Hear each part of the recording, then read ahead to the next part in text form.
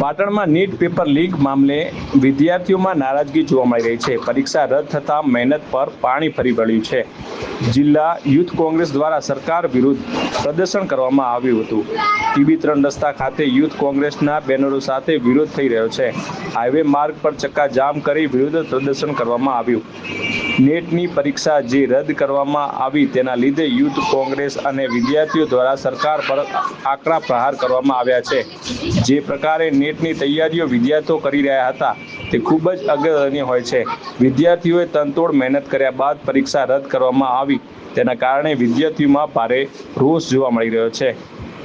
આજે કોંગ્રેસ દ્વારા વિરોધ પ્રદર્શન કરવામાં આવ્યું ત્યારે પોલીસ ત્યાં ઘટના સ્થળે પહોંચી કોંગ્રેસ કાર્યકરોની ધરપકડ કરી પાટણ પોલીસ બી ડિવિઝનમાં લઈ જવામાં આવ્યા હતા।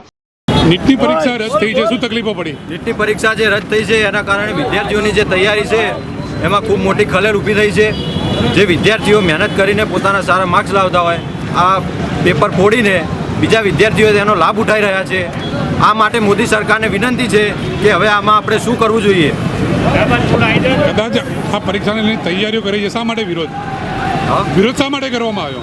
વિરોધ એના માટે કે બીજા લોકો જે તૈયારી કરે છે એમને તેનું ફળ મળતું નથી। જે લોકો તૈયારી નથી કરતા તે લોકો મહેનત કર્યા વગર પણ તે તાજેતરની અંદર નીટના વિદ્યાર્થીઓને જે અન્યાય થઈ રહ્યો છે એની અંદર અમારા પાટણ જિલ્લા યુથ કોંગ્રેસ દ્વારા એક આજે વિરોધ પ્રદર્શન કરવામાં આવી રહ્યો છે।